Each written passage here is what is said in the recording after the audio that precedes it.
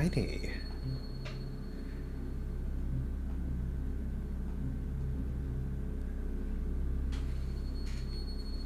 Oop, nearly forgot to close my own stream so that I don't hear myself. That's important.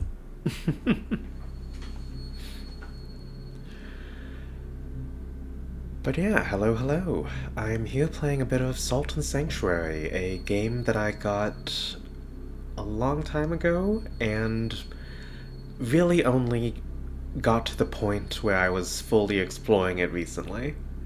Both this game and Hollow Knight, actually. I decided to go back and get more into now that Silksong is finally out. I don't think I'll be doing any Silksong content on here. I think there's plenty of that going around already, but I thought I'd put a little spotlight on a game that I find rather charming, and I know happens to have a lot of interesting lore. When I first was planning to stream this game, I expected that it would be my way of committing to this game to finally go through and complete it. A week or two ago, when I started a character trying out a mage build, and mostly to do a bit of testing to make sure that things would work well for recording and whatnot, and I beat the final boss with that build yesterday, I believe. Had quite a fun time with it. Ended up playing mostly Wand and Sword. That character's currently in New Game Plus, so I might still end up checking that out, but this time, I'm looking to play the Hunter. One of the reasons being is I'm playing with the Enhanced mode, and the whips in Enhanced mode have a fun little feature where they have a kind of a sweet spot at the end of where the whip's attack range is, where I'm not sure exactly how the damage calculations work out, but it'll be a fun little minigame to try and keep up with. And I'm definitely going to be going with crossbows over guns, I think, on this character. Partially just because I have some other characters that I'm going to be playing that I expect to use guns on. Clerics, mostly. Kind of going with the old I'm a healer but meme. Actually, let's start with the origin here. This is the only map that this game has. There is a map that exists of the in-game, and this game is a Metroidvania type style, so it's not having an in-game map can be a bit difficult sometimes. I admit that I usually used a wiki and some online maps to get around, but I'm going to be trying to do that less this time around. Mostly to challenge my memory a bit and give it some practice in a setting that doesn't mean getting lost with my physical body in the real world. I'm going to be starting with Murkdor here as the origin, because the starting creed that I plan to use are the Iron ones, and Murkdor is kind of their home base. As for what creeds are, we'll hopefully get to that this stream, because I'm going to be trying to do something I've never done before. Which there's still very much of that to do, even though I have done my first completion playthrough of the game now at this point.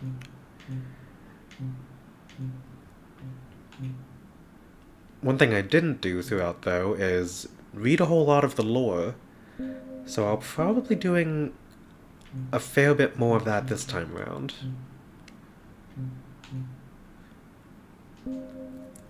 Sucker for white hair.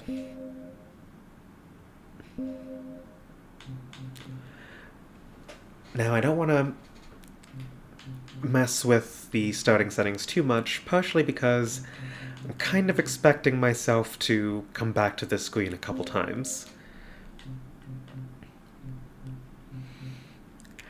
I have to admit, randomizers always tempt me, but I've still only gone through this game one time, and considering I'll be somewhat giving a tour of it with this playthrough, I may as well keep things as they are. No blocking is tempting, but there is a certain shield that I might end up trying to use later on. We'll see. Especially because I do wonder if no blocking means no parrying, considering parrying does exist in this game. But no, I'll be keeping all that normal. And venturing forth right after I take a quick sip of water.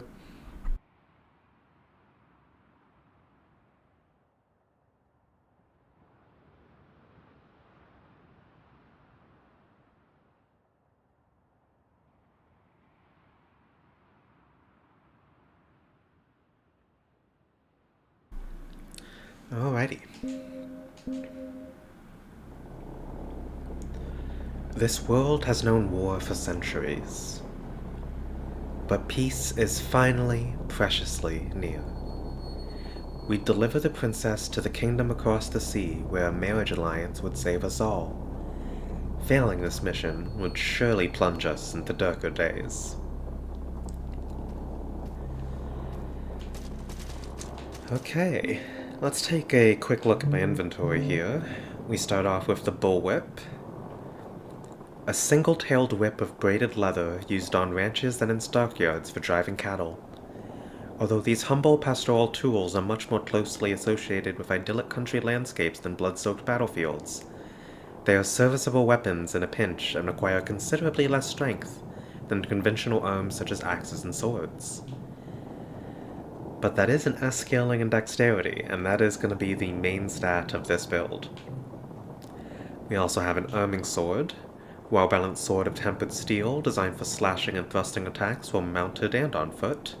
Blades of this type usually issued to knights and officers upon commission by the ruling authorities. As a hunter, I imagine this arming sword is something of the... what's the word? Well, this is the sellsword in question when it comes to who this character may be.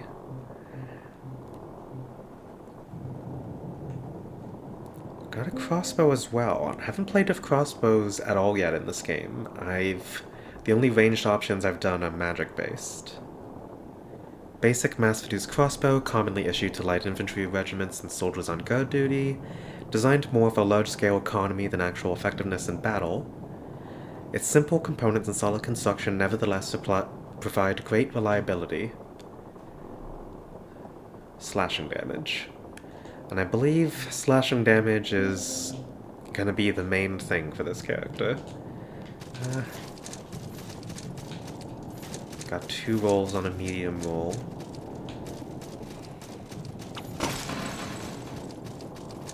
Hello.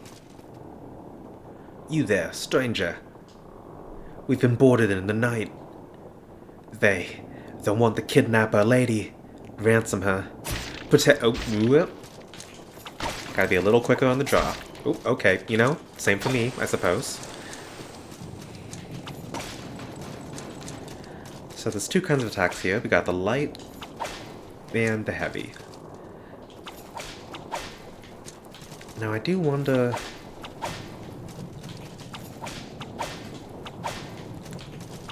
doesn't seem like there's much to be said in terms of combos for the whip.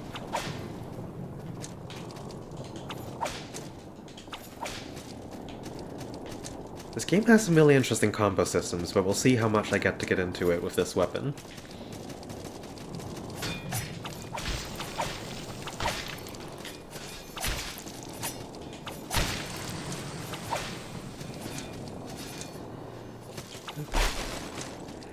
Ah, and I believe that would be the princess that was mentioned.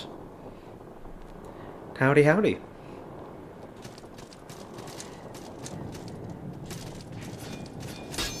Well, this is going well.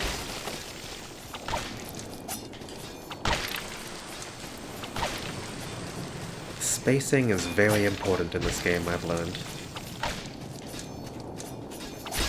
Woo!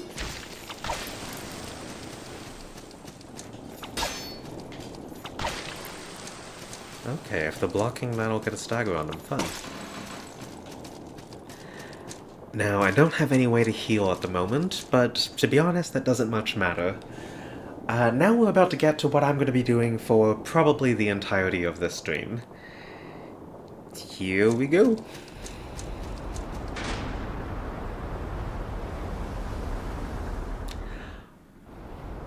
I've realized something. I don't think I have the music on.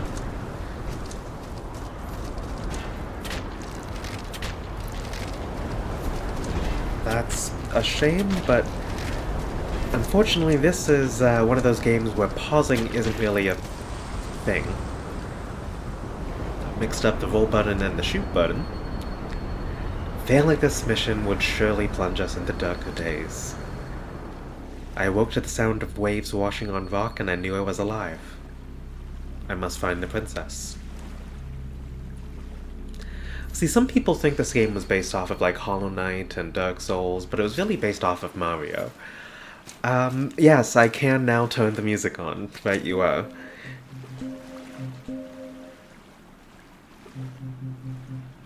That explains why the audio seemed balanced enough. Let's bring the background music to 50. I think the sound effects might be alright at 30 for now. Let me know how it sounds once we get back into the battle, which we'll be doing very soon, as we are now going to remake the character. So, I'm a little bit of a completionist, and Salt and Sanctuary does an interesting thing with its tutorial boss, where you can only fight it once, and that is when you make a character and you have that experience on the ship. Even when you go to New Game Plus, you never see that ship again, and you never see that boss again. Which means, if you want to fight it again, you have to make a new character.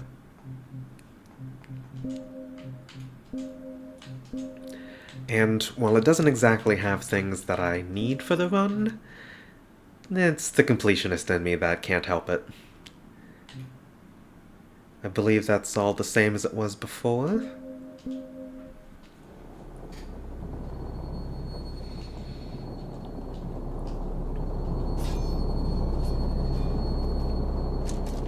Now, I'm gonna do things a little bit differently this time around, now that we're getting to properly farming attempts.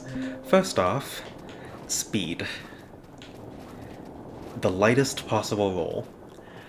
Second, a complete disregard for anyone else's well-being. He'll be fine. And if he's not, we won't see it happen to him.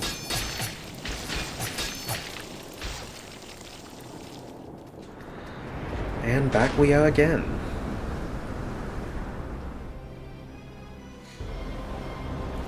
Now we are getting the music. Lovely.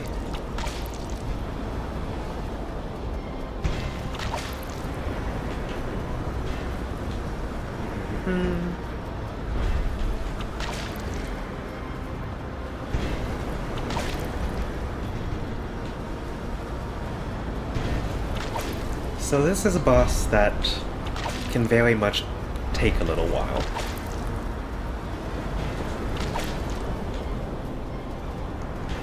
Eight damage is where I'm going to be maxing out here, but thankfully they've got a pretty consistent and reliable moveset themselves. All of their attacks are forward-facing, and they tend to have those shockwaves. The jump is honestly the best attack to get. One-handed attack is one of the slower ones, so that one's pretty good too. What scares me most is that one right there, right on time. That two-handed slam is the fastest, and it feels like it has the most punishing shockwave range. Ooh, that was a lucky stagger, because that was the two-handed attack there. See, if I knew more about stagger damage and how much I was doing and how much stagger resistance this boss had, I could be mixing in more attacks because I'd know that a stagger would stop them from attacking me. However, I've never beaten this tutorial boss before, so I'm going to be playing it safe, probably.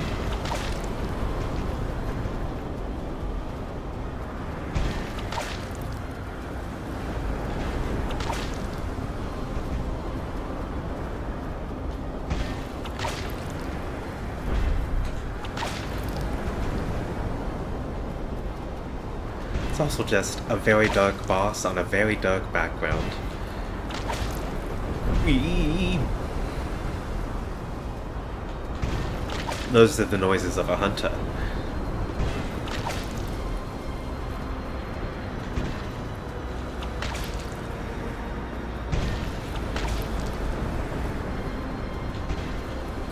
I would love to get out of the corner because that's a slightly risky position. Wah.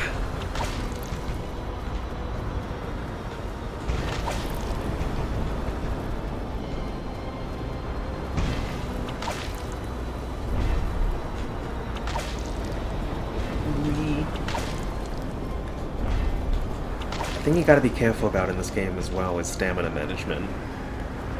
Because if you run out of stamina because you've been attacking too much and you can't dodge, that's it. Especially against this boss.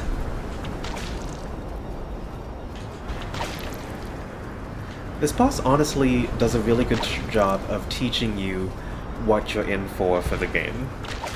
It has some very projected attacks. What's the word? I'm not gonna find it right now, and I'm not gonna focus on that as a priority in this moment. Telegraphed. I lied. I was really stuck on figuring out what that word was. This boss has some fairly telegraphed movements, as long as you get a feel for picking it out from the dark background. Oddly enough, the lightning flashes are some of the more illuminating moments for the... Okay, the pun made me realize it's not that odd that the lightning illuminates things.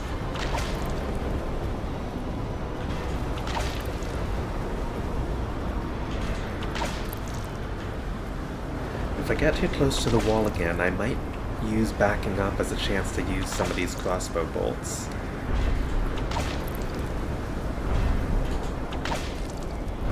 Oh no!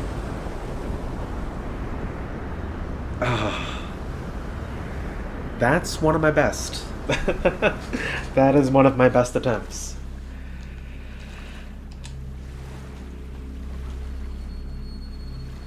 Learning a lot, though. I'm learning. I'm getting the hang of it. I'm gonna have a fair few characters to delete at the end of this stream.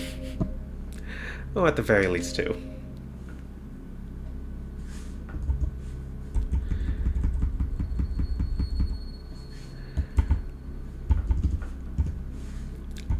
When I do manage to beat this boss, I'll finally explain that name.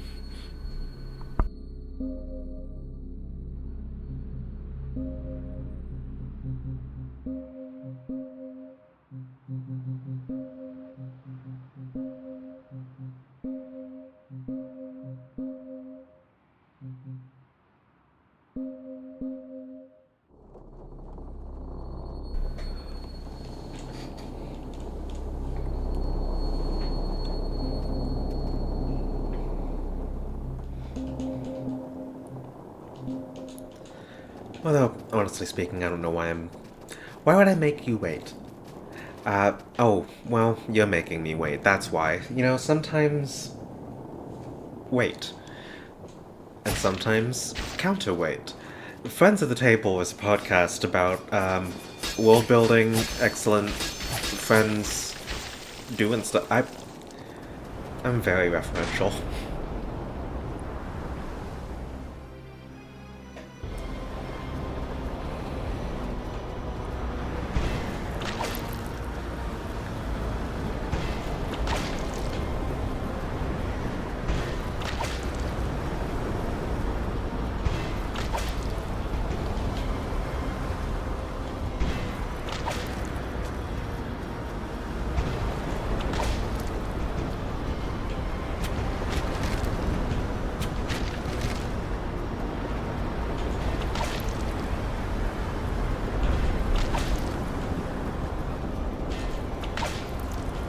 It's so nerve-wracking to say things, or even just to begin talking while fighting this boss. Like, once I begin talking, it's not that scary, but the act of beginning to speak feels like that startup activation comes with a risk.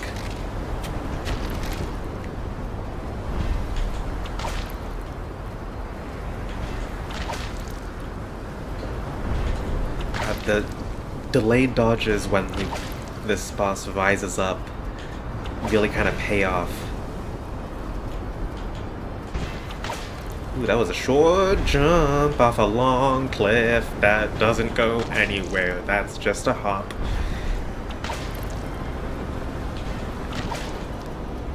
Whee!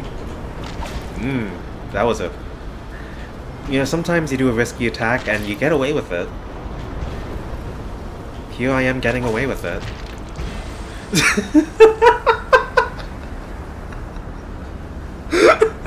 That couldn't have been more perfectly timed. I really was like, oh, they're doing a jumping attack. That means maybe I can do an attack pre-jump. I forgot that it's not just the landing that has a hitbox, it's the beginning of the jump itself that also does. That was some incredible timing.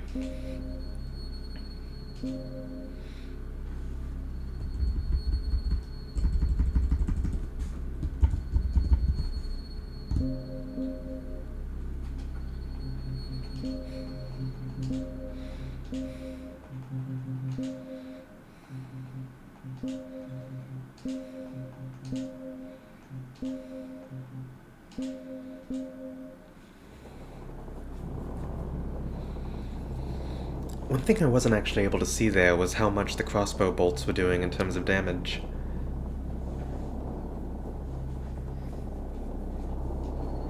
Curious about that.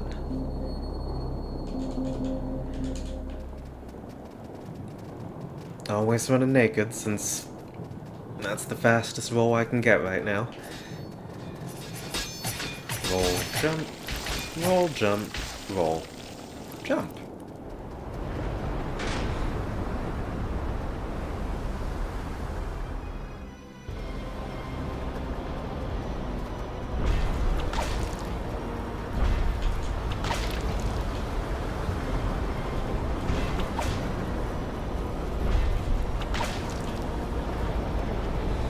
Yeah, the numbers aren't exactly easy to catch here. This game ends up being almost black and white sometimes. And I wonder if that's going to be more so the case, considering I'm not going to be using magic this time around. Although the game does get much more varied in its visuals after this tutorial. We've seen just a hint at that lovely bright beach. I'm getting a little bit cornered. I think that's 6. And I can get a fair few shots off there too. Okay, the crossbow might be pretty helpful.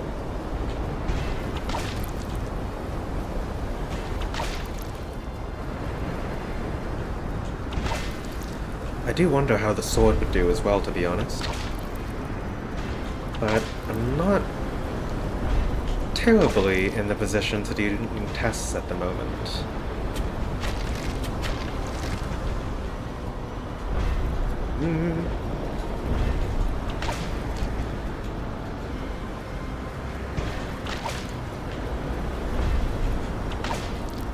Oh, what a time for an itchy nose.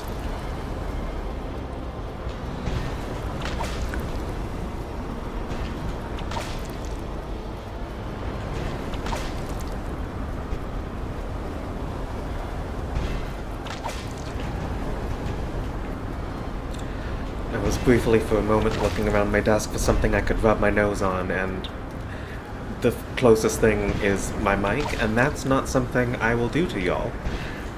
I don't know what that would sound like, and hopefully you all will never find out. In the meantime, I have entered hard mode.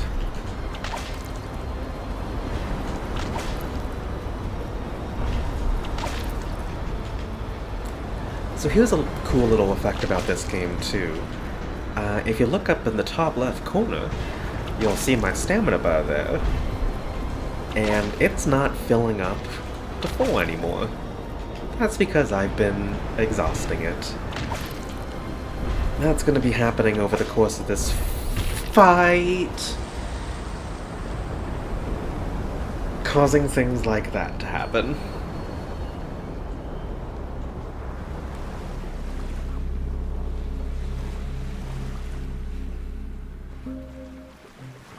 The more you use it, the less you have eventually.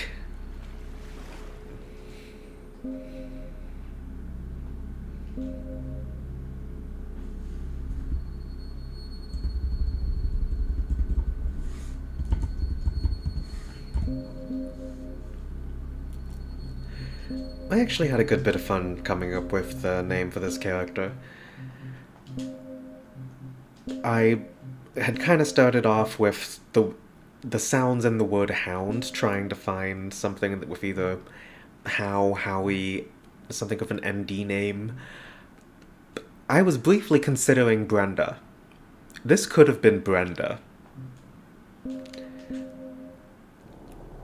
But I ended up thinking about hunting dogs in general, and it reminded me of something when I was younger. My little brother had a rather particular aversion, a bit of a fear of poodles. And I remember some others saying that was kind of a silly dog to be scared of, but that didn't really make sense to me, considering poodles are medium to large dogs most of the time. And I don't know, it just kind of, it rubbed me the wrong way that that was something to tease of, oh, that's not something to be scared of because poodles are, I'm such a foodle. Poodles are like fancy dogs. But poodles were originally bred for hunting. So I almost wonder if we have someone in our ancestral line who had a hunting accident with a poodle. And saying that out loud, I realize that they probably weren't bred for hunting that long ago to be ancestrally baked into our DNA. But what my point is, his fear of poodles was well-founded in history, as they could be dogs that could do some damage if they need to. And when I was looking up hunting poodles, a particular breed that came up was something Chesapeake something and poodles. So I started playing with the sounds Chesa and the second consonant in word poodle being D, swapping that into Chesa, and we got Cheda. And when I googled Cheda as a name to make sure I wasn't accidentally using some bad word in a different language, because as someone who makes a lot of character names, that's something I tend to check for just in case. Especially because you never know what languages the people you're playing with are gonna know, and what you might accidentally be saying. But I found out that I'm unfortunately blanking on the languages that it was a word in, but I remember seeing definitions using words like cut, separate, rip, whole, things that kind of felt fitting for a hunter.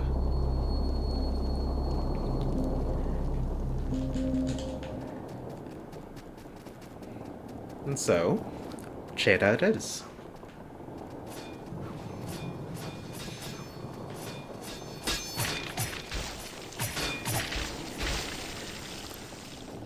Now, there's really not much benefit to fighting those guys. I think all that would really happen is I'd run out of my stamina a little bit faster in the fight. It wouldn't really matter to lose any health to them, considering that any hit from this boss is a one-hit.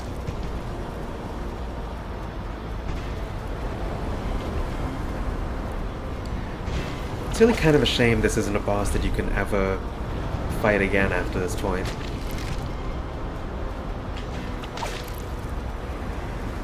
This really is the only way to fight it, and it is... I guess it's something for the people who really want a challenge right off the bat. It's there for you if you want it, but no one who doesn't want it has to deal with this. This is very much a personal, torturous choice that I am making.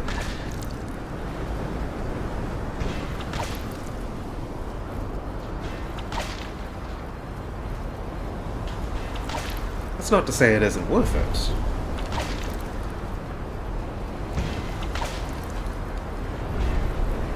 You definitely get well rewarded for your efforts if you go through the pain of beating this boss at your starting character's level.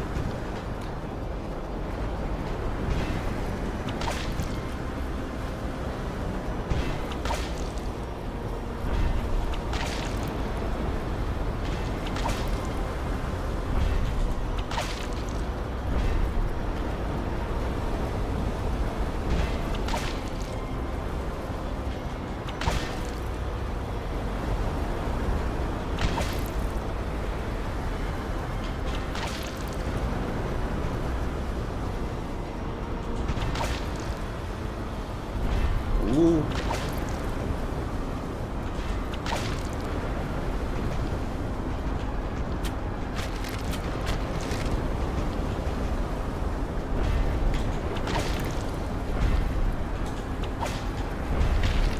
Okay, that was tough.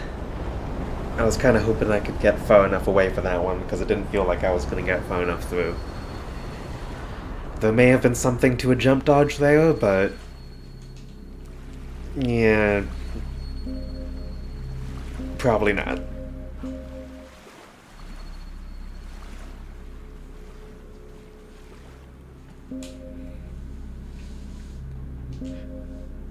One thing I do want to fix, though... I'm not going to be hiding my helmet on this run.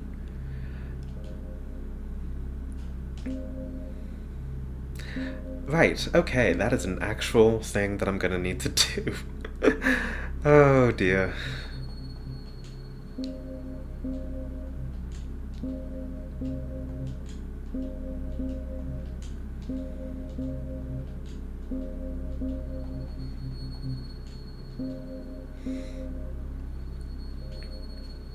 Okay, back to it.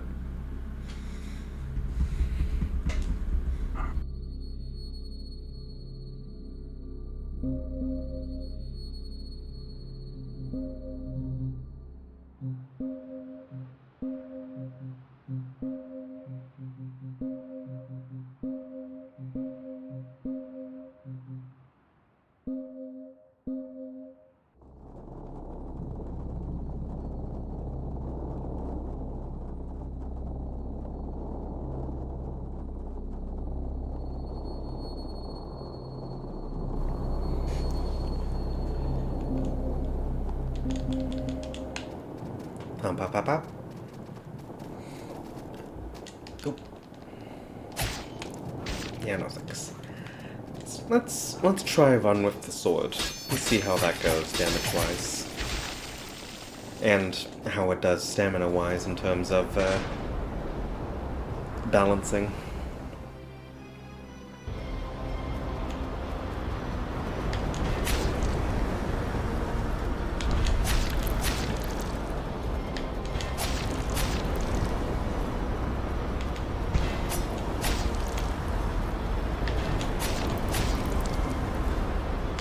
Range is much shorter, that's for sure.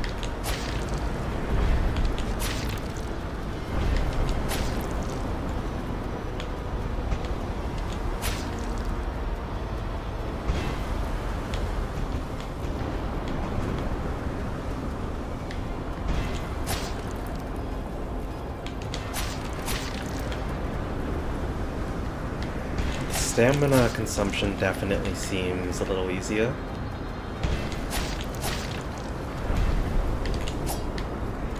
I'm not sure if I like it more, though, honestly. It does feel safer.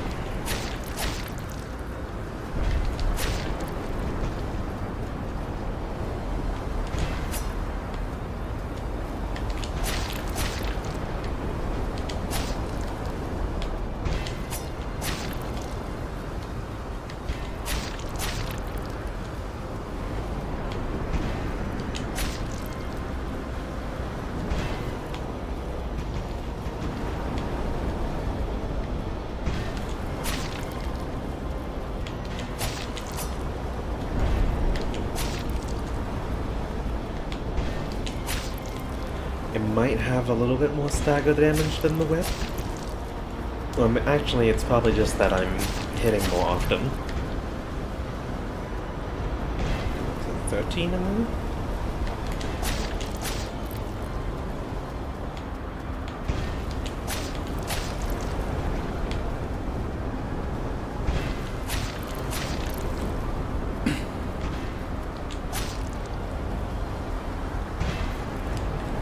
Yeah, the sword might be the way to beat this boss, since I can be a little bit more versatile with the light attacks, whether to do one or two.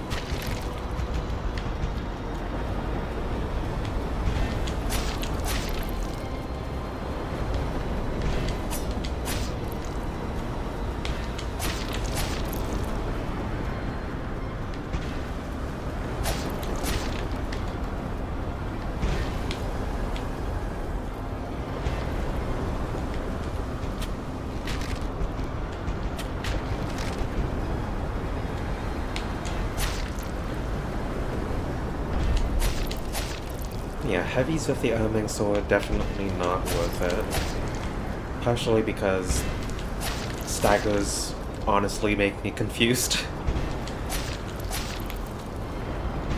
Especially because a stagger often means doing a different move than they were doing before they got staggered.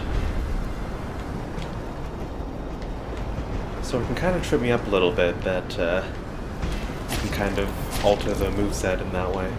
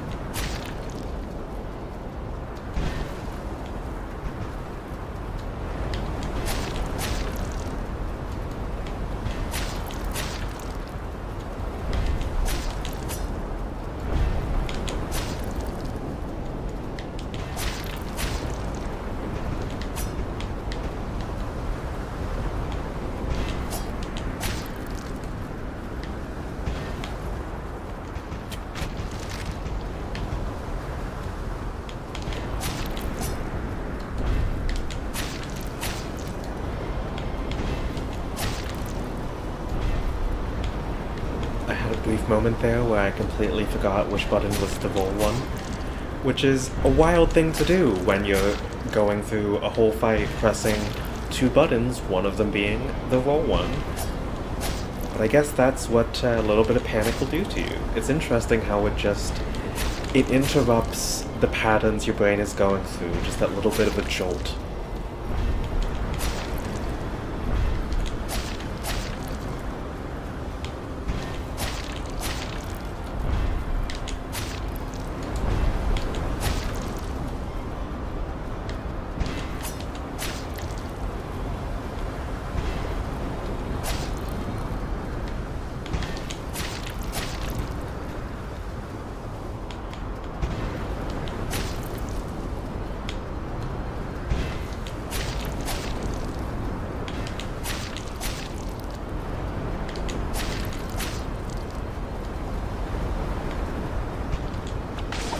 Yeah, whip only, let's go! Hey. Hey, what? Yeah, failing this mission would slowly plunge us in the dark of day. Oh, yeah, we still crashed. I awoke to the sounds of waves washing on rock, and I knew I was alive. I must find the princess. Ah.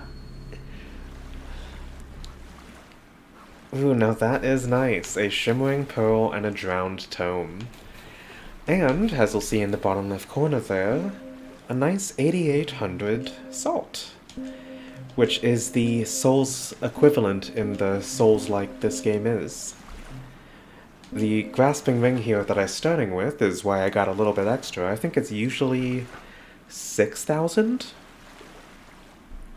A painted white ring depicting two grasping hands. On the continents, a ring such as this would symbolize an unending desire. Increased salt obtained from slain enemies.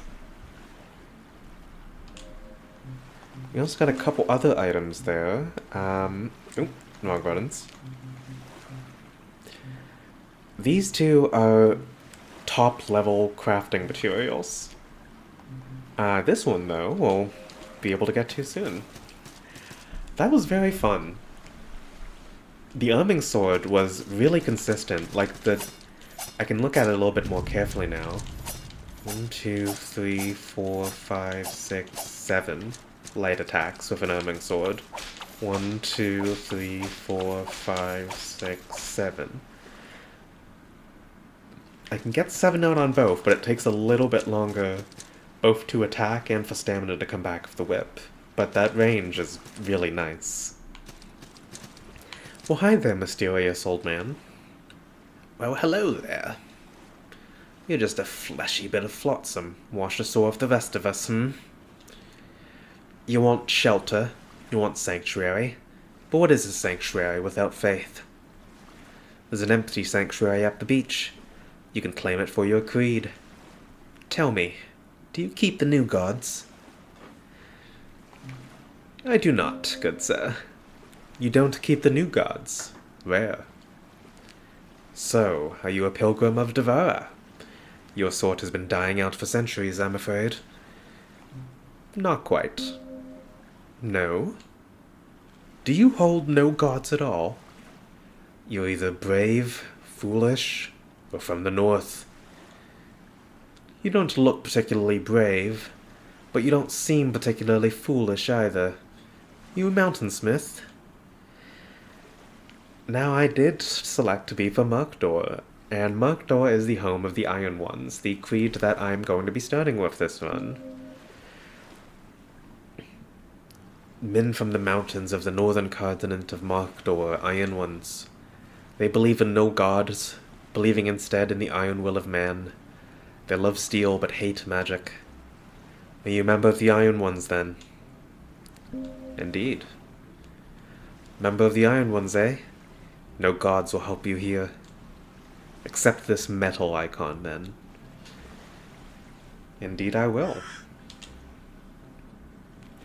You survived a shipwreck, didn't you? This island is full of shipwrecked sailors like you. I stand here on the beach. I see men drown, I see men survive, but I never see rescue. Perhaps this island is cursed, but weren't you already thinking that? But have I seen a princess? Perhaps, perhaps. Why is a princess so important? Living or dead, we're all the same flesh.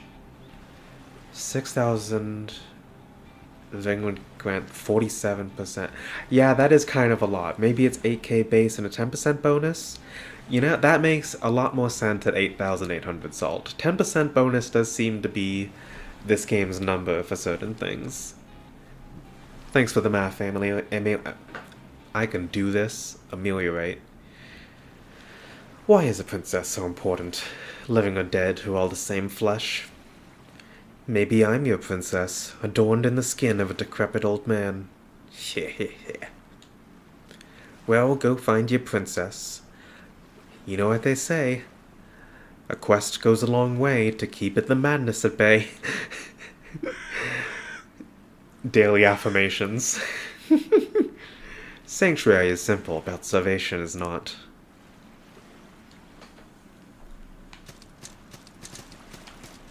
Alrighty.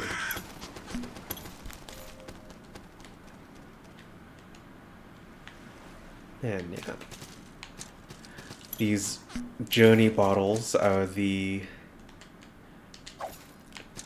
notes and messages we'll find in this world. Ooh. Maybe something I should mention, this game does have a little bit of gore to it, but it's from a distance and pixelated. Pixelated? I'm not sure what this game's art style is. I know I like it.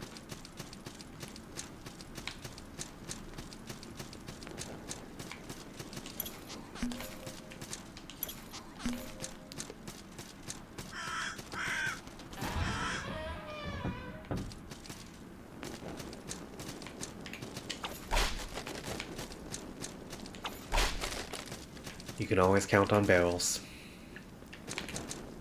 And you know what? Before I claim this sanctuary, an icon forged of precious metals. It represents the achievements of men.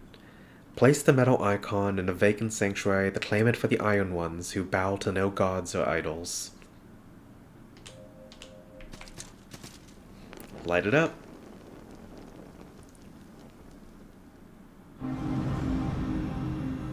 Ho ho ho. Now ain't that a fun background? Flashy. And flash game positive. Yeah, honestly. Well, you can see up there, more barrels. I'll worry about what the sanctuary does in just a moment.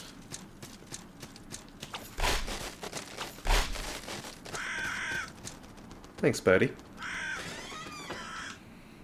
Shards and salt. Oh yes, the Iron One's healing item. I'll head down to the sanctuary and explain that part of the game. As you can see there, 3 hearty rolls is what gets replenished each time we set at the sanctuary. A baked roll remains warm long after it should have cooled. Eat it to restore some HP. So, in some of the other creeds, like the 3 or Devour's Light, you'll get things like potions and holy tinctures and stuff like that for your healing items. Iron One's got good bread. Tasty bread. And I'm going to be supplementing that with red shards. A vial of incandescent red, the mending medicine whose formula is a closely guarded secret to the 3. Sold in black markets and back alleys by scrupulous merchants of the 3. Quaff it to restore some health. Love a good quaff. And I may as well equip this salt pouch here. I love this animation. You just stomp on it. Now let's see how many levels the first boss is worth. So we're at level 3 now. Oh my. That's a full 10 levels.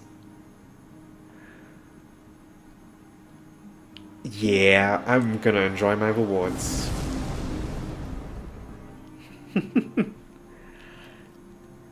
Now, when I say rewards, what I really mean is multitude of choices I'm about to have to make. Let me introduce y'all to this game's skill tree. Here we are.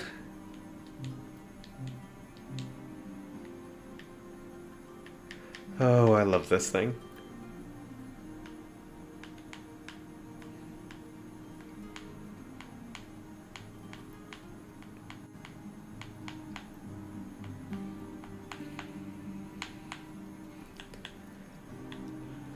It's something of a constellation, almost. But yes, starting as the Hunter, we get 2 skills to begin with. Class 1 Whips, and Class 1 Marksman. Now, Marksman actually gives us access to both crossbows and pistols, but I'm gonna see if I can stick to mostly crossbows in this one. We'll see how that ends up going. I have some curiosity about bows, but we'll leave them be for now. Daggers as well, but that's for different reasons. And I'm not sure if I'll need any class 1 daggers for what I want to do with them. What I do want to do on this run is use light armor. So this is, I would say, my third character. I believe I have technically made others, but I don't remember them. I saw one of them on the character screen there, a slip. I checked in on them, they had a parry shield and a spear, but I have no memory of playing them. But the first two characters I made, the first one is a real heavy armor tank, using great axes and great hammers. Yeah, heavy mace fighter is what they call the class. And you can see as you go up to different levels, you can wield higher rank items in two hands and a rank below that in one hand. So a very strength build, focusing on the heavy armor, using a tower shield. Armor's pretty cool in this game, because heavy armor can give you a lot of stability, which means less stamina cost by blocking attacks. And what I was mentioning before is I did a sword-based build with my magic character, since there are a couple of fun magic swords to use in this game, one of them actually being a type of weapon called Great Scissors, which meant that the heavy attack was actually separating the blade and cutting your enemy with it, which is pretty rad. And I enjoyed a good bit of magic with the wands. They have a really interesting system of balance with the magic system in this game's system of giving the player power through systems of collecting systems.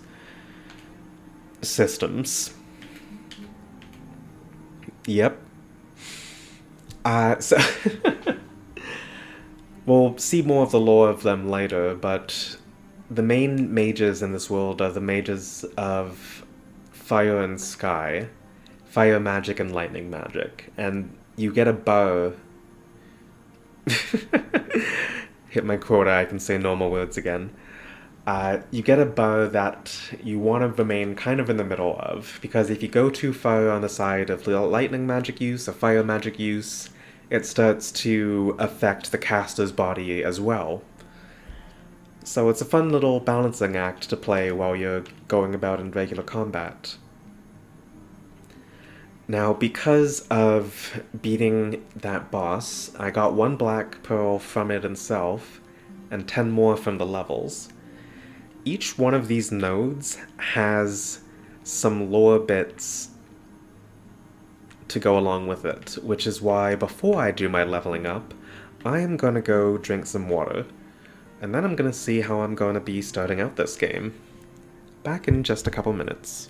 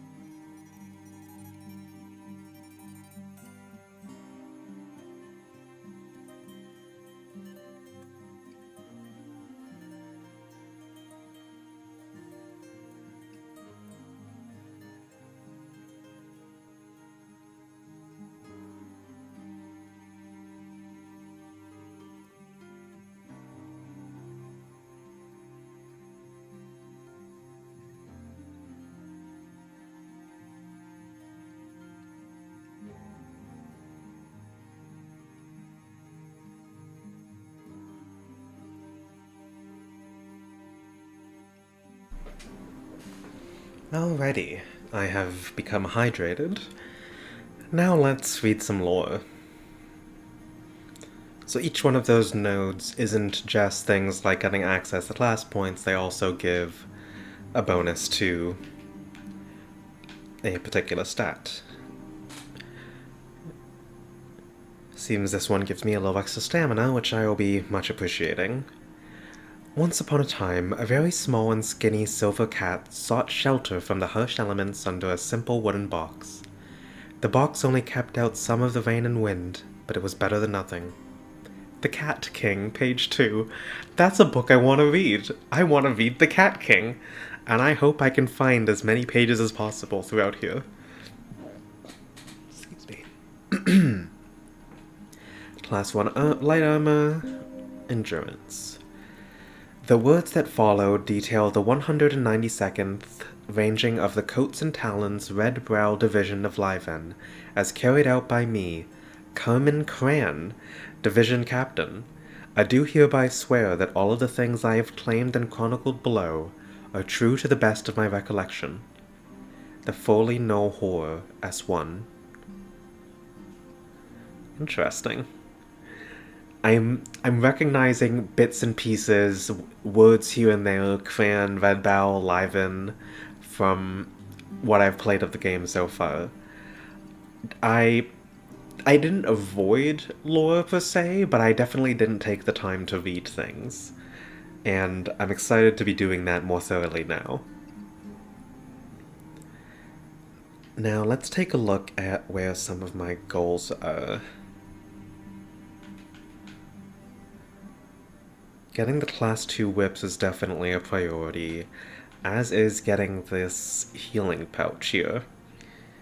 Gain an additional healing potion, which really means gain an additional whatever the creed you've rested at's healing item is.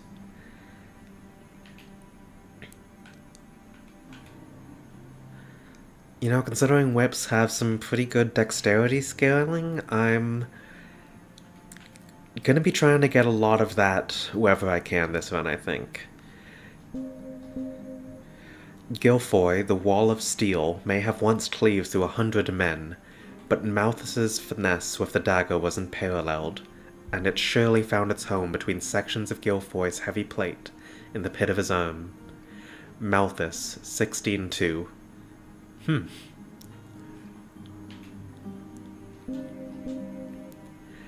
His station would be that of a servant in a scullery, and his days and nights would be spent scrubbing pans and poisoning rats.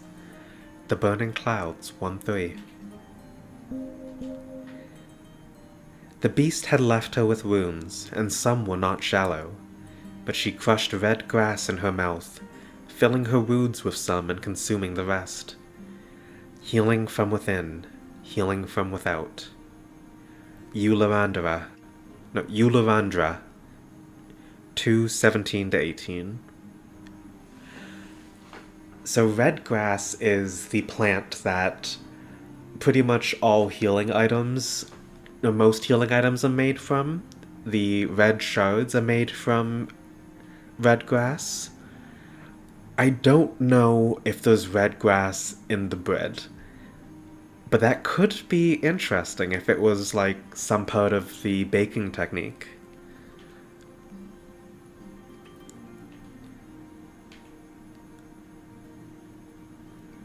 Well, I don't think I'll be needing any strength, really. We'll see if I end up getting a weapon that has... Oh, you're right, can't spell bread without red. And you can't spell red without redemption. Class 2 Hunter. There were 6 in our party. We were each tasked with a specific role, but every man among us had sufficiently trained in all aspects of ranging. I was to take point with whip and crossbow. The Foley No Horror, S3. Where was the other Foley No? No, it was light armor. S1.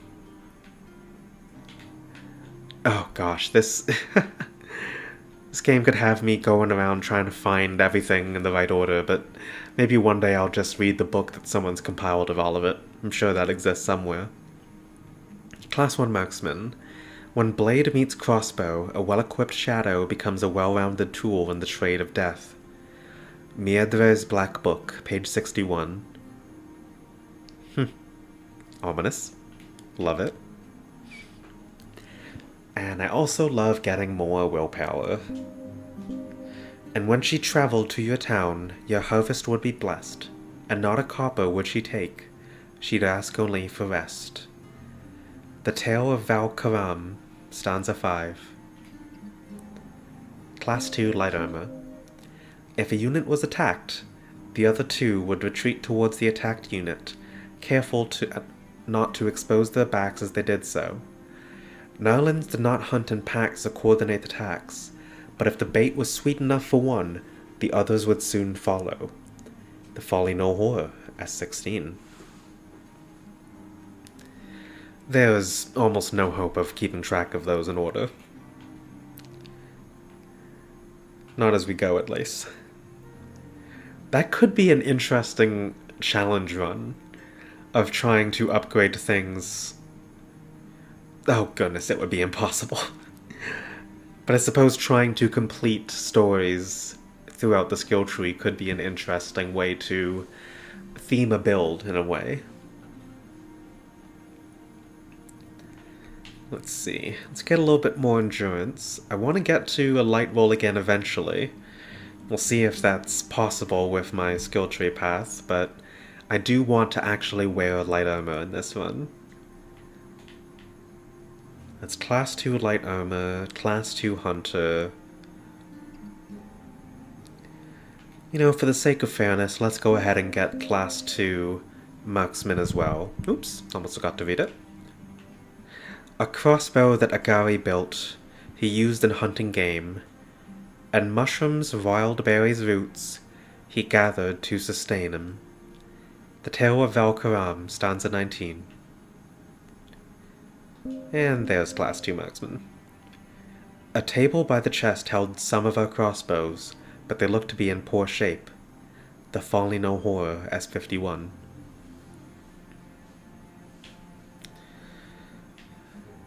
Now I believe this one, yeah, that costs 2. So let's take a little peek around. You know what, I am going to go ahead and grab at least class 1 daggers, because they do interest me, and I like a point of willpower. The diligent shadow plunges her dagger beneath the ear, forcefully pulling across the throat to the other ear, showing a great mercy. Miedre's Black Book, page 165. Oh, mercy. What a thing. What a concept. And an additional healing pouch.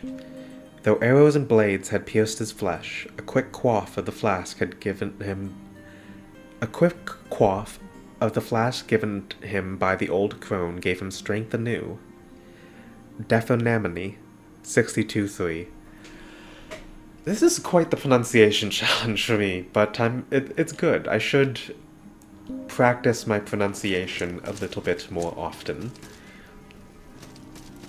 Enunciate your words.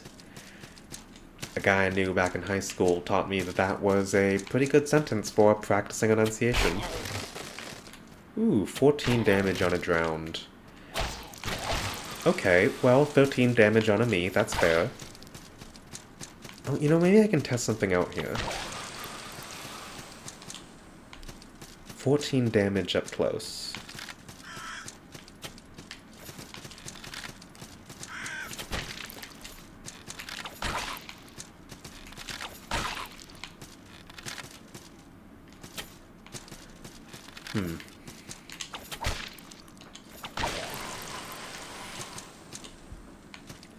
Okay, archers not the best guys to test things out on.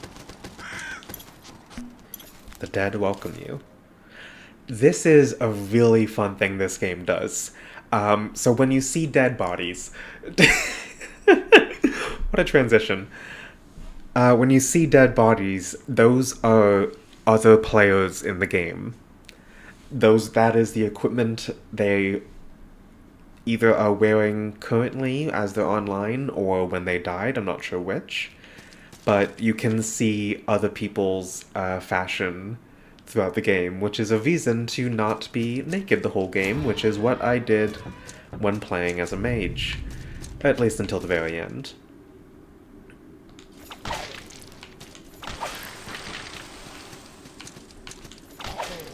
So, with the heavy attacks, it looks like the range may not matter.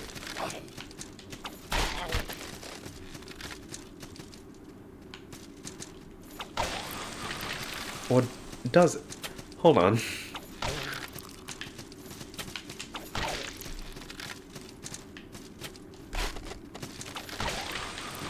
Oh, wait, hold on. I just got 21 on the light hit. Okay, okay. The range is longer than I thought. Okay, those were both light attacks. 21 at max range, yeah. Now, the question is, does the heavy attack also have... It kind of seems like maybe no?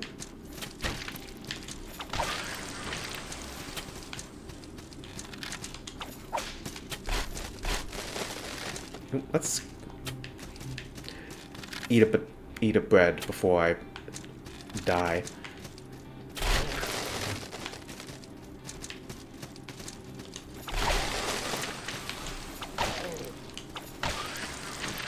Okay, so it seems like the crit spot thing is a feature of the light attack, which kind of makes sense.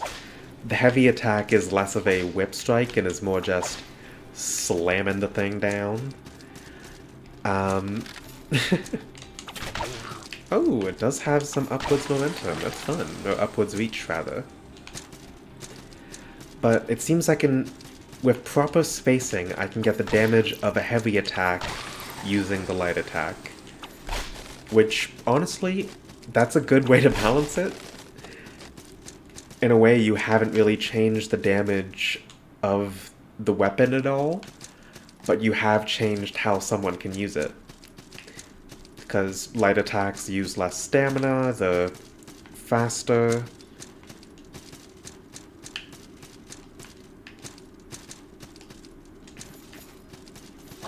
And it just kind of feels stylish to go for the cool thing.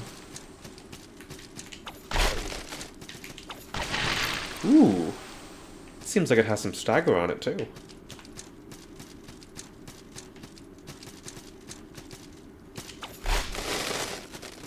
Wake up.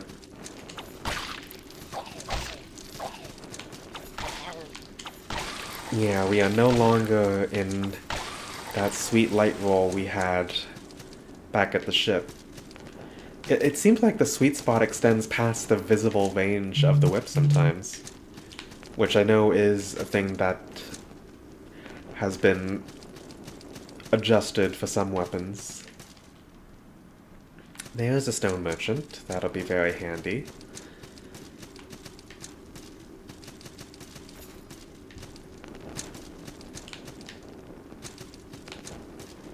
Oh, I miss my... my double jumps, my wall... Not double jumps, my wall jumps.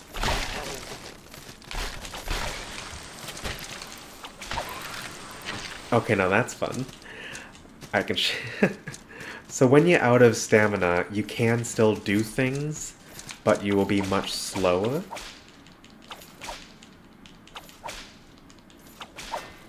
Like, that delay on the heavy attacks when you're out of stamina, it's almost funny how much slower it is. It really slows down the animation.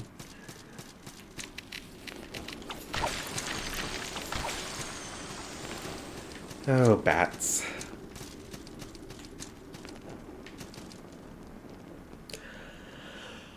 Okay.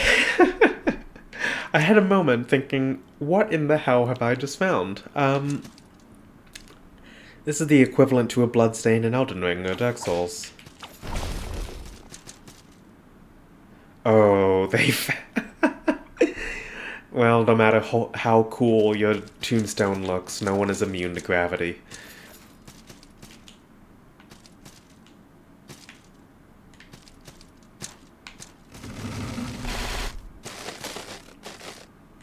stone cleric.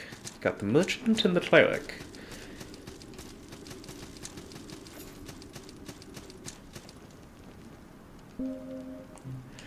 Now, before I take these potatoes off the bow, I may as well show y'all what they do.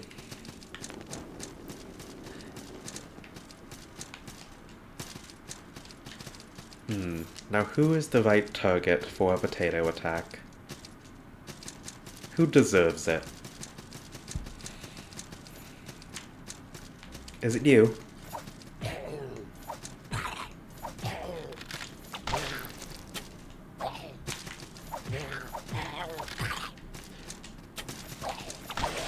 Why get him off my bow when I can just use him?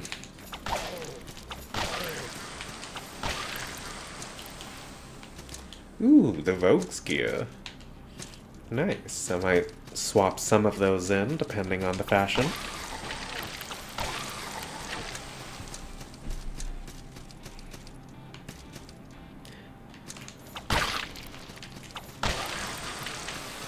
See, now I am a little bit wishing I kept some of those potatoes for these guys.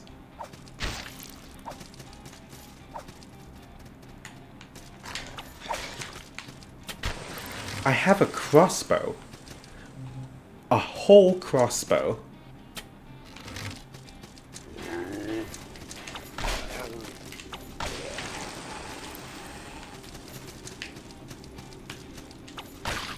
I just wanted to... Wow. Whoopsie.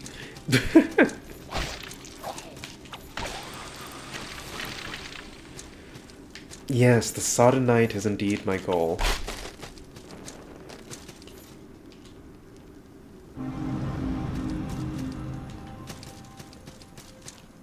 And the Sodden Knight will probably also signal where I end today's stream.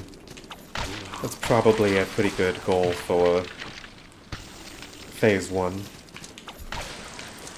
I honestly considered that fight against the tutorial boss to take me longer.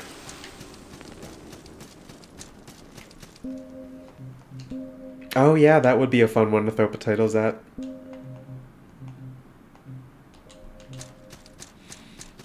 I mean, I've seen how long it takes to beat the Sodden Knight with potatoes only.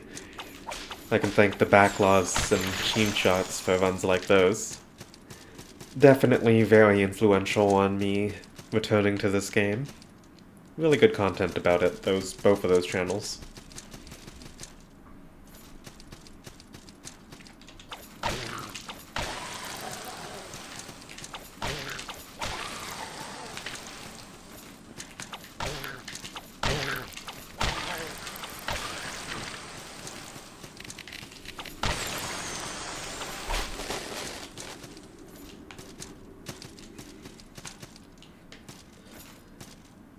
Now there's something I can throw.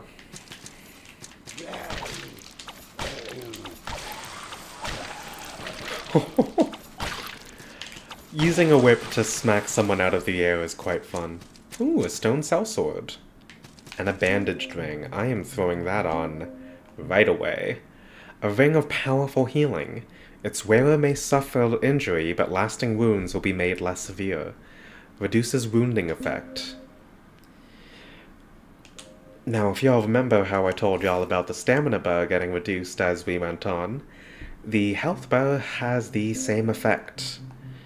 Given enough time, taking enough damage, your max health will be reduced. This helps with how much that gets reduced.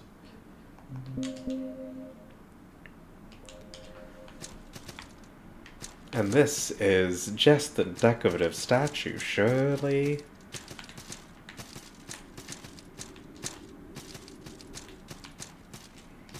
But that is the extent of this path for now. Ooh, don't want to miss that little trinket.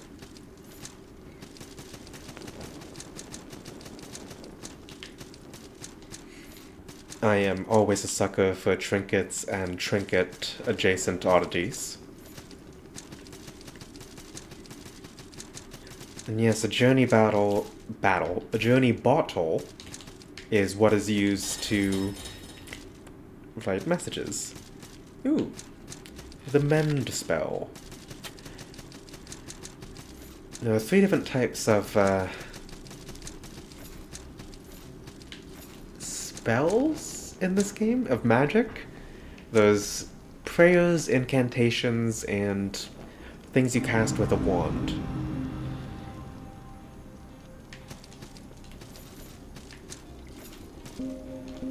I don't think I'll be using the journey bottle too much myself. Ah yes, and the stone blacksmith. Now, I know that there exists a skip to not have to fight the first boss. However, I already fought the tutorial boss to get a free 10 levels. I think I can probably handle the first boss of the game that you're actually meant to beat. This ladder across deadly monster. This is one of the things I loved about the Souls games in general, is the limitations of the messages you can put down and how people convey messages within them. And when we see these candelabras, I believe, that signals we're about to fight a boss. Let's have fun.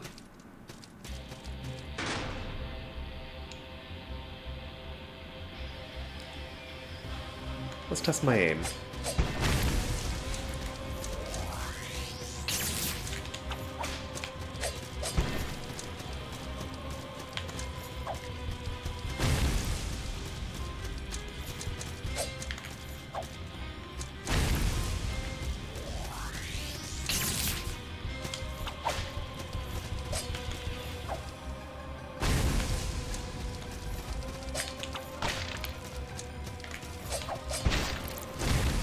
Still got you with the grenade.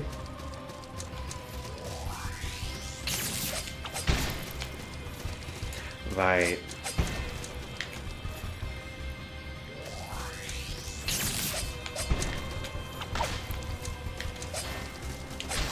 Ooh, double slash.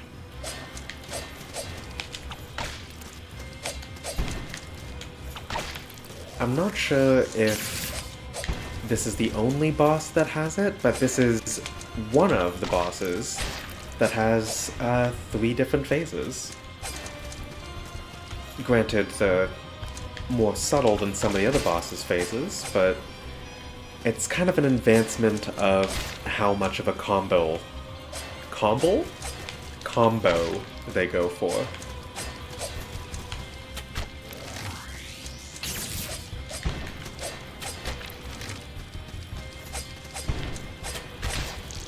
Oops.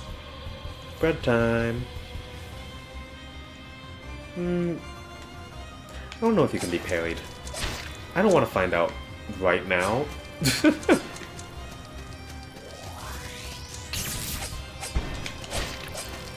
Ooh, okay.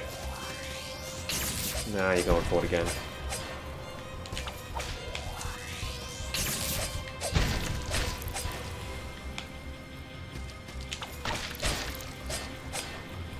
Rude.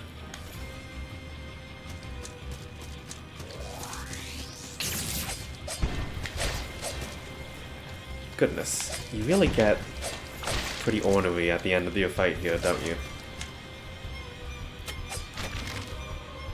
Right in the toes. And some celebratory bread.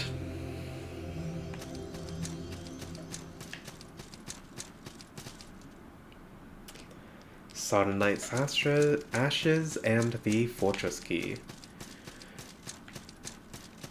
Now I'll do the skip. No.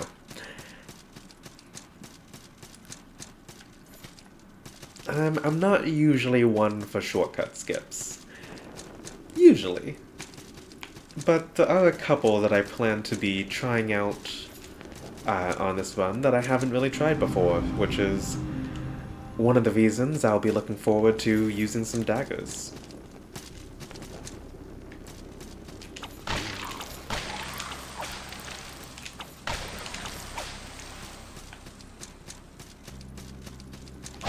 Oop. Sometimes looking so far ahead at where you're going, you don't notice what's under your feet. And sometimes what's under your feet is a zombie that wants to attack you.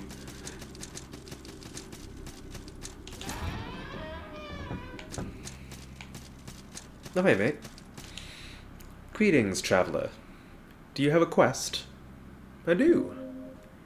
Rescuing a princess. I haven't seen any princesses, but don't lose hope, friend. Anyway, it's good to have a quest. Would you like to know what my quest is? Absolutely. I would love to know. Excellent. My quest is to invade that castle to the east, defeat its guardians, and slay the dragon. Castles must be invaded and dragons must be slain, mustn't they? Getting into this castle is a different story. There's a bridge to it, but it's missing bits. There's another way in, but it's not easy. I saw a passage beneath the fortress you just emerged from. Perhaps it leads through to a village of sorts. There was a shortcut that connected the beach to the village, but it's been barred. Perhaps you can unlock it. I've heard somewhere about a jester. The jester knows a way to get to places no one else can? It's easy to claim something. Until you can actually back your claims up, you're just a rumor monger. This guy is one of my favorite characters in the game. He's just around, says some fun stuff. Ooh, Black Pearl. That is a level. And the Woodsman's Axe, caught in trousers. Now, unfortunately, despite how close that chest looks, it'll be unavailable for a little while.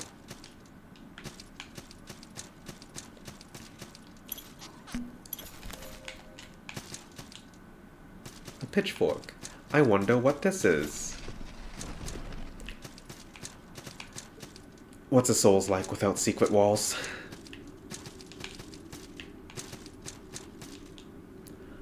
A charred doll. I believe that is one of the other upgrade materials. There are a few different upgrade materials for the different weapon types. Bats. I hate bats. It's not true, I actually quite love bats, but in this game they are relentless. Bats are the dogs of Sultan Sanctuary, if you're a Souls-like fan.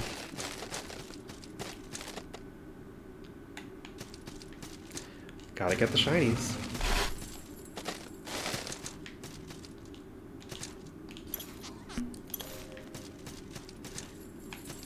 A secret door to the right? Do they mean this door over here?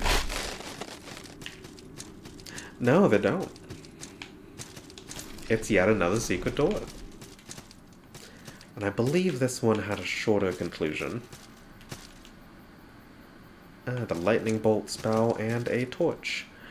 I was wrong, it actually goes to a different area. But this game is full of shortcuts. Let's go talk to a friend real quick. Hello, friend. Trinkets to sell. Trinkets for coin. I do love a good trinket. Friend, I'm so happy you came along. I've gathered things. Trinkets. Trinkets and such. Trinkets for gold. That's what I've got. Trinkets for coin. How'd you end up here?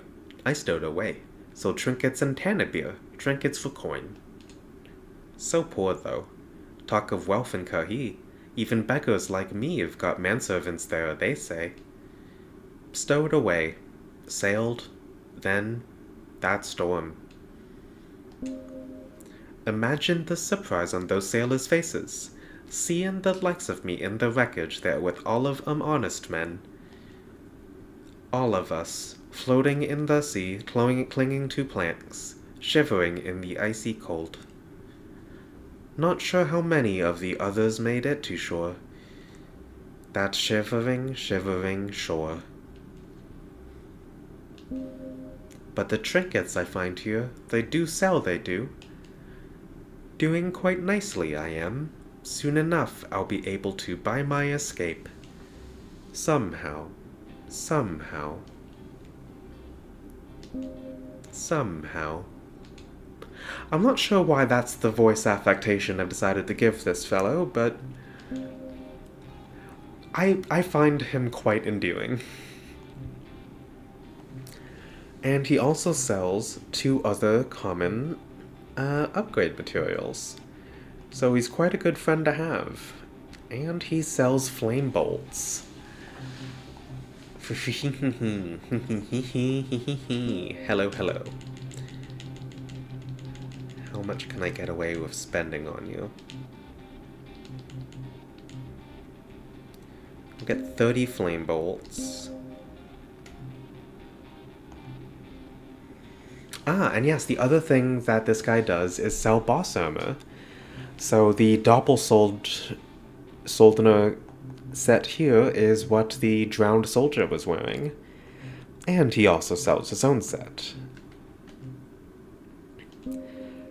But I'm gonna be wanna buying lots of bolts.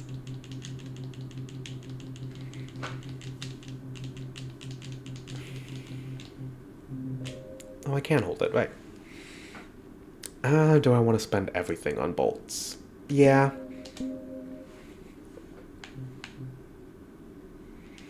And I'm pretty happy with that for now. God's bless. Now, I don't believe... yeah. Lots of gates and levers. Lots of things to pull.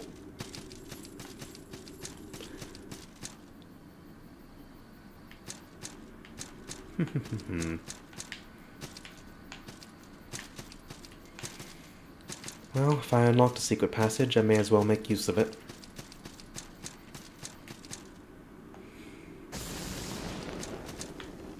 Seems a good time for a torch. I've remembered where I am.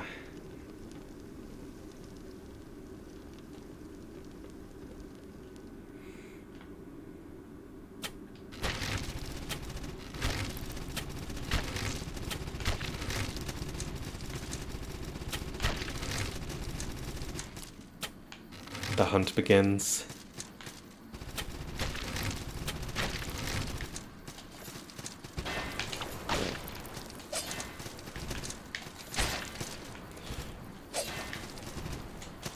Oh, and the prey is mighty. Oh, the prey is mighty! Whew!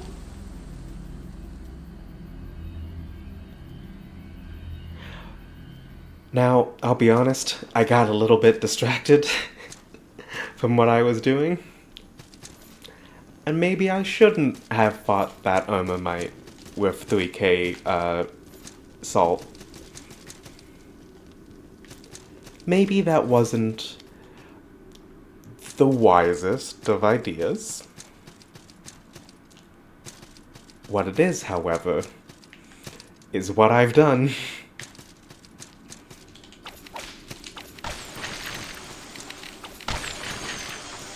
Oh boy.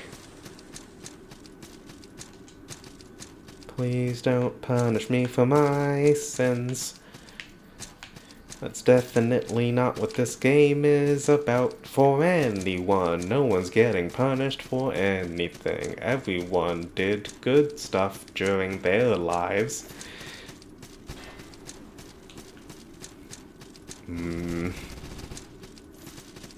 Hey, are you weak to arcane? Let's find out. Oopsie. Runaway time.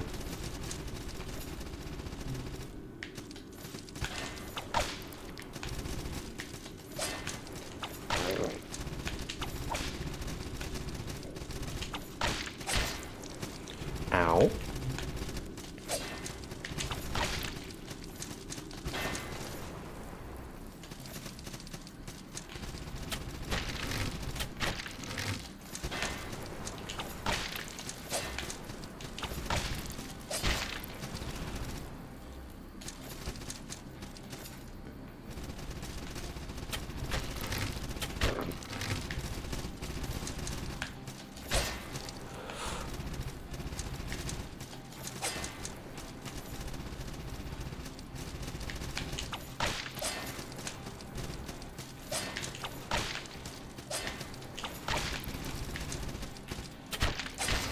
That was the wrong button.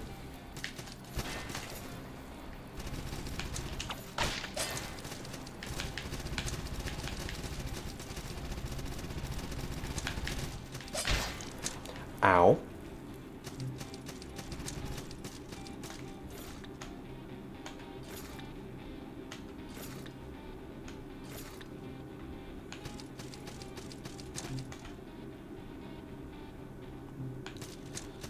believe. Ow!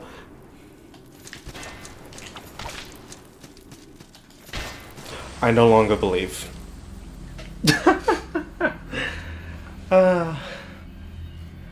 Honestly, I can't really be mad about losing 3k salt when I already started the game with an extra 8k.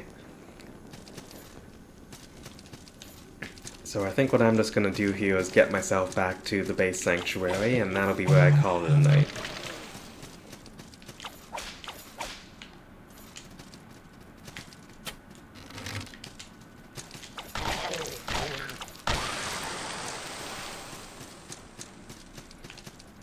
Well, I can regain a little bit of salt here.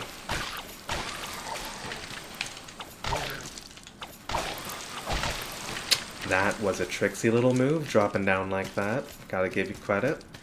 And I believe, yes, 2 bats. No wing.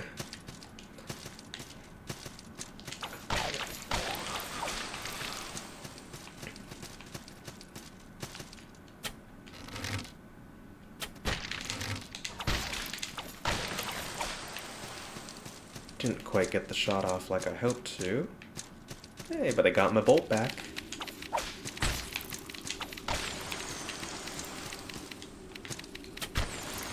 Ooh, that was a good shot. That felt really good. The crossbow is fun to use. I'm enjoying it. I'm enjoying adding it to my arsenal.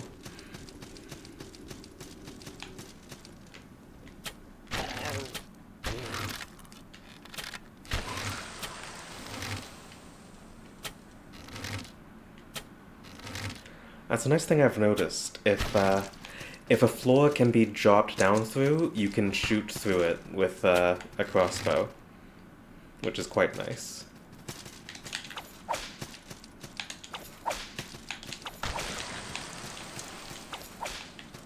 Still getting used to the physics of these attacks a little bit, but it's a fun thing to get used to. It's quite the tool.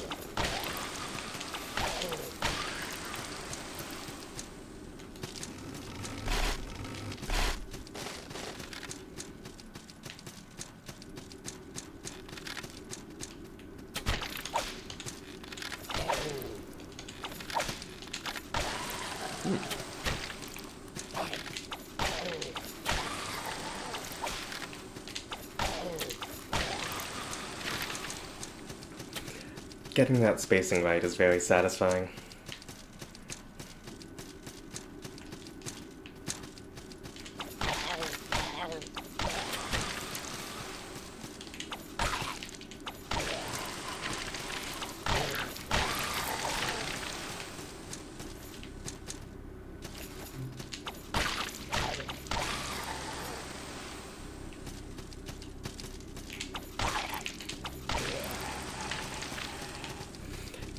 It's wild to behead someone with a whip. The physics behind that action happening are brutal.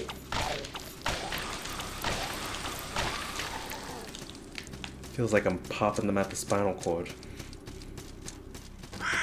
Which also sounds like a way to make a whip.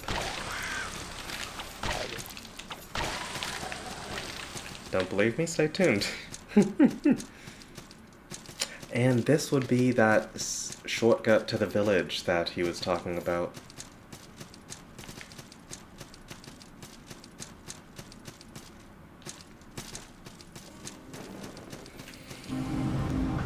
Back here at the beginning, I can make a couple of offerings.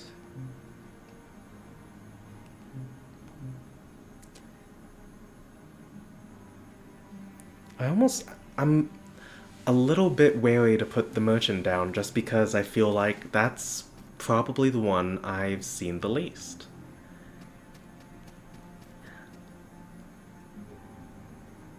See you, Ted. Definitely want to put down a blacksmith. And I'm gonna put down the cleric too. Which, partially because I'm curious what a cleric in the Iron One's creed looks like. And like, what is your vibe? Do you need aid? Do you know why a godless creed deals in prayers? I was just wondering. Do I want to know? Yes, I do. You want to know why a godless creed deals in prayers? What, do you not know either?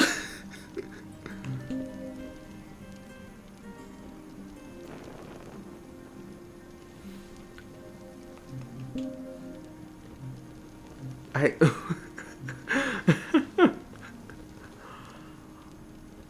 I mean...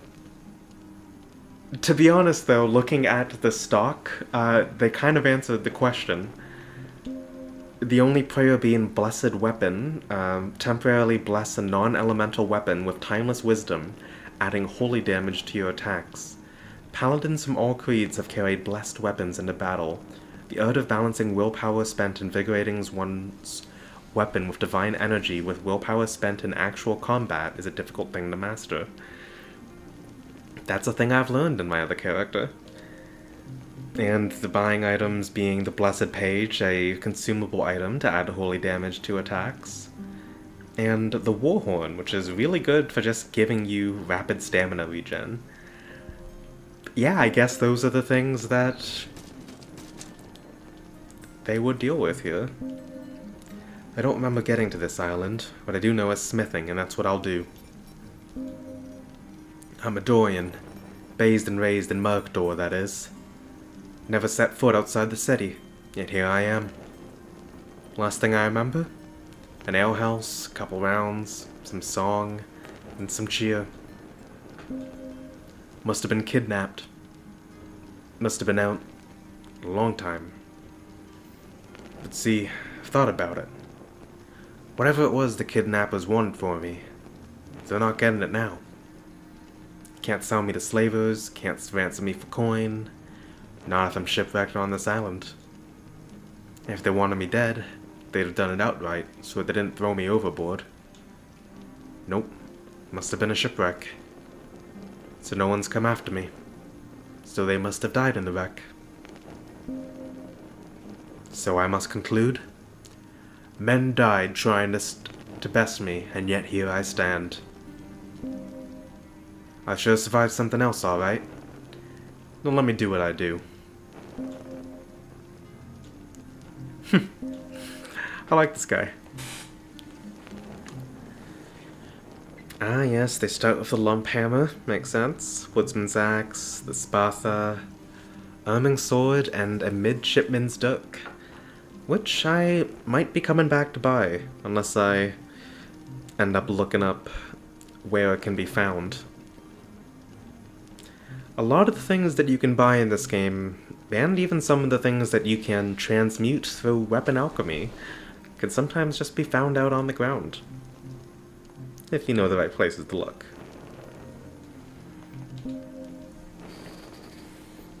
Armor can also be upgraded in this game, and it's something that I'm definitely considering. Higher defenses for fort poison.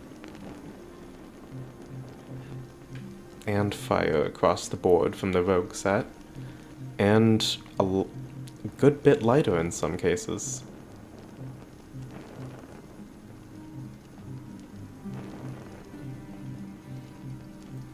Although, all the other damage resistances do suffer. I'll keep the hunter set for now, if only because it looks cool.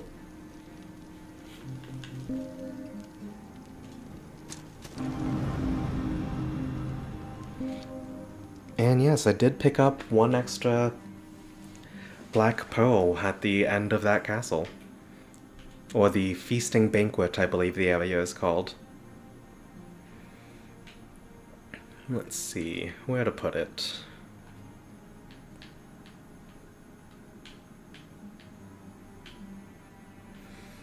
I could go this way, and sure.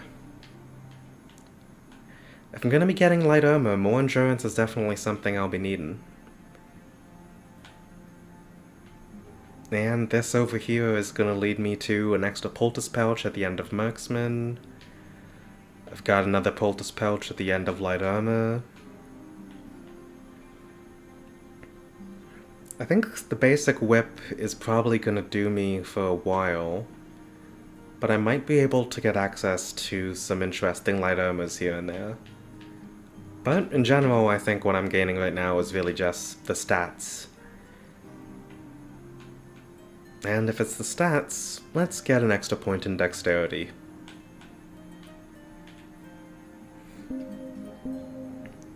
Decades passed, the fable grew, but somehow she walked freely.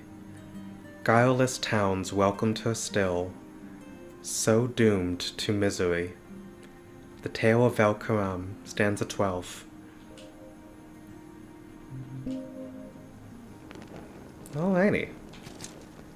I think, for Cheda, this is where I'm going to leave things off for tonight. This was a rather successful beginning, honestly.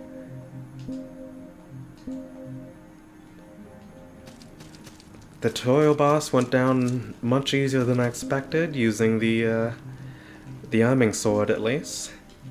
Useful thing. And yeah, I'm excited to go through this game as the hunter using the Iron One's creed, for now at least, and seeing what a dex build has to offer. But that is going to be the end of tonight's stream. Thanks for coming to hang out. See y'all next time. I started doing the sign-off way too early. I gotta go all the way to another screen to hit the stop streaming